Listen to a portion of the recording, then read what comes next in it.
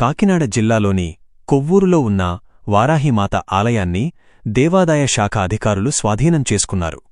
భక్తులు సమర్పించే విరాళాలు దుర్వినియోగం అవుతున్నాయని, వారికి సరైన సౌకర్యాలు కల్పించడం లేదని ఫిర్యాదులు అందడంతో ఈ చర్య తీసుకున్నారు.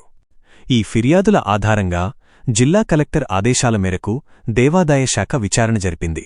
ఫిర్యాదుల్లోని ఆరోపణలు నిజమేనని తేలడంతో అధికారులు ఆలయాన్ని తమ అధీనంలోకి తీసుకున్నారు. ఇప్పటి నుండి ఈ ఆలయం పిఠాపురం శ్రీపాద వల్లభస్వామి ఆలయం ఈవో అయిన ఆర్ సౌజన్య పర్యవేక్షణలో ఉంటుంది. ఆమెను ఆలయానికి ఏకైక ట్రస్టీగా నియమించారు. కలెక్టర్ గారు మా డిపార్ట్మెంట్ ఎండోమెంట్ డిపార్ట్మెంట్ డిఈఓ గారికి ఆ కంప్లైంట్ని ఫార్వర్డ్ చేయడం జరిగింది.